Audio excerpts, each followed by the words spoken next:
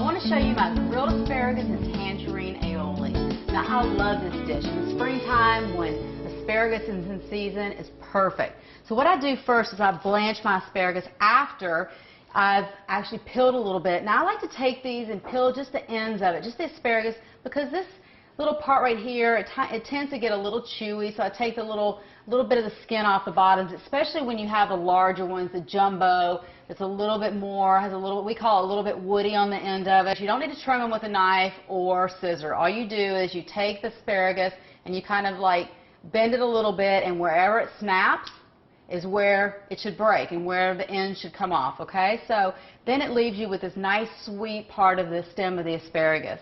And what I do is I like to trim it a little bit, just take off that extra on the end, that extra skin off the end part. Just obviously it just gives it this really pretty look on the end, kind of tapers it some, makes it look really nice on the plate, but it also takes off that extra skin on the end, which is sometimes on the larger ones can get a little bit fibrous and the ends get a little bit woody. So what I do is I just nice to blanch them. I take a pot of water, add a little bit of salt to it because you want to season the asparagus when you blanch it. And I blanch these small ones for about 1 to 2 minutes. If they're a little bit larger, you might want to go 2, 2.5 minutes, even 3, depending on if you have the jumbo asparagus. So these are absolutely beautiful. Look at these little pencil asparagus. If you can get these are always nice and pretty. So what I'm going to do is take these now. Once I've blanched them, I'm going to take them over to my grill, add a little bit of oil to my grill. I've got a nice hot grill, and take these asparagus. Now, I don't really oil these babies because I just put them right on a nice oiled grill. There's a lot of good olive oil on here, and these are so delicate that you don't really want to over oil these. Now, if I had these large jumbo asparagus, I might oil those, toss them a little bit, really get some infused flavor into them, but these are so delicate that you can actually get away with just putting them right on top of the olive oil on the grill. And again, I'm using this indoor grill, which is nice, especially if it's a cold day or a windy day, you don't want to go outside. Or if you just want to get a little grill mark, so you want a little more convenience, you want to be inside, you got the family kind of roaming around or doing homework or whatever you're doing, you want to do something quick and easy. You don't have time to go outside and light up the grill. Here we go. Just put those on. Perfect. I'll set that aside and let those go for a minute. Now I'm going to start my aioli. Now, an aioli is just a fancy word for mayonnaise. That's all. It's just a French word that means homemade mayonnaise. Now, again, you can always do this with a pre-made mayonnaise. If you don't have time to make aioli, that's totally fine. Don't feel guilty about it. Just go out, buy your mayonnaise, and add the rest of what I'm going to add. You know, reduce your tangerine juice, or you can use orange juice as well. And what I'm going to do is start my tangerine juice with a hot little pot here. Woo! It's nice and hot. You want to get it hot because what you want to do is you want to start the reducing right away. When it hits that pot, what happens is it's not starting in a cold pan, it's starting in a hot pan, so it starts reducing right away. Turn your heat to high.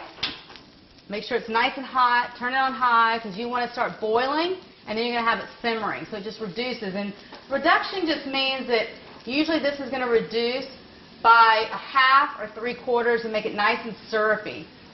So when it goes into your aioli or your mayonnaise, it'll just add a nice flavor to it. It'll be really nice and syrupy so that it just kind of binds in with your mayonnaise. And it gives it this beautiful light orange look to it and this citrus flavor to it that's out of this world.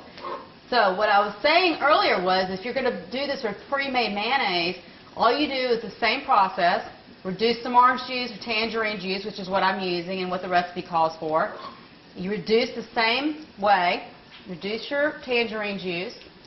Make sure it's nice and syrupy. Add it right into your pre-made mayonnaise, and voila, you have a tangerine aioli. All right, so what I'm going to do is I'm going to start my aioli while I've got my asparagus cooking and while I have my tangerine juice reducing. I'm going to start making the mayonnaise. So what I have here is I've got my reduction that I made earlier. I've got some lemon juice. I've got a little bit of garlic, I've got 2 egg yolks, and I've got some olive oil. All right, so, and I've got my high-speed blender. Any blender will do. I like my Vitamix, but any blender will do for this. So make sure everything, but on these high speed, you got to make sure everything is accurate or it will go off. It will go crazy. So Make sure my asparagus is doing well. And again, these asparagus don't take long. Remember, they're a little baby, they're little pencil asparagus, so they don't take a whole lot of time to cook and to grill them here. So I don't want to overcook them, so I'm going to just turn them and make sure that they're doing well. Now here we go. Put in my egg yolks. My garlic goes in.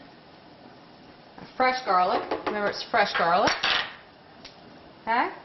A little bit of lemon juice. And I'm going to put the top on. Now, as this is going, I'm going to start slowly pouring in my olive oil to get it to bind or emulsify, which is what you want to do. You see the thickness and how mayonnaise is nice and thick, and it's all bound together, and it's kind of this, nice one. It's not separated like a vinaigrette, but it's all bound together. It's emulsified. That's called emulsification. So what I'm going to do is I'm going to cover the top here, and I've taken this top part out so I can actually pour my olive oil in. But for now, I'm just going to turn this on. Start it off slow. There you go. You can hear it going. Turn it up a little bit. And start easing in here. Just a little bit at a time. You don't want to pour an aioli. You don't want to pour everything in too fast. You want to give it a little bit of time to kind of bind in there, because what will happen is that it will break. If you pour in too much all at once, then your aioli will break, meaning it'll separate. So you want to pour in a little bit, just drizzle it in. You can see me just pouring a little bit, drizzling in a little bit of time until it binds together. Give it a little bit of time here. And then as a chef, I'm going to let it go for a minute, but I've got to watch everything. So, all right. As a chef, you have to have eyes on every part of your head. I mean, you've seen me an Iron Chef, right? You have to have all your senses flowing. So you have 3 or 4 things going on at one time. Beautiful. Make sure that's covered. These look good. These are looking beautiful. All right. Almost there. See how my reduction is doing.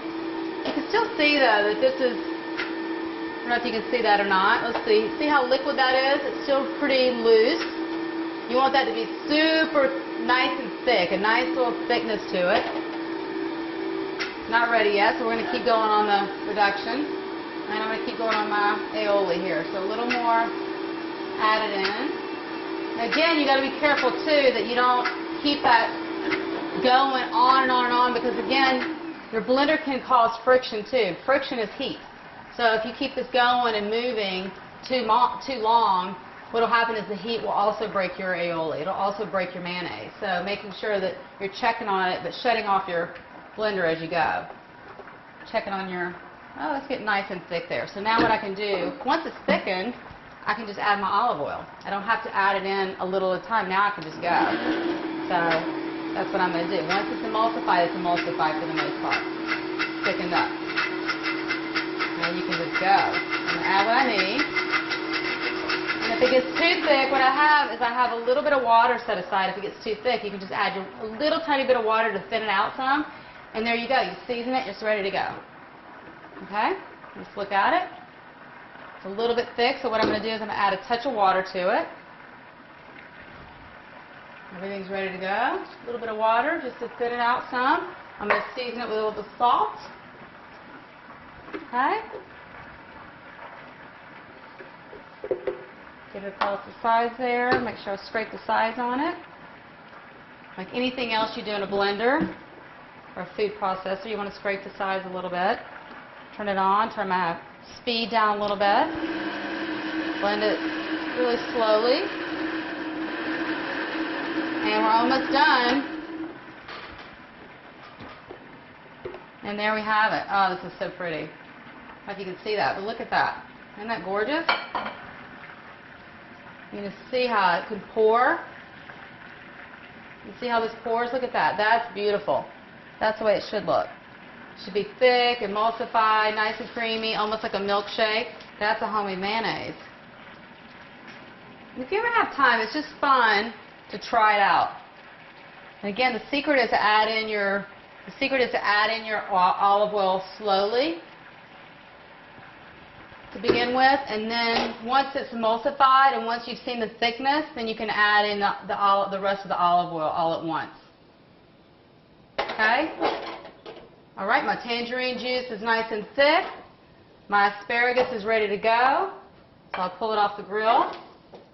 Here we go. We'll come over here.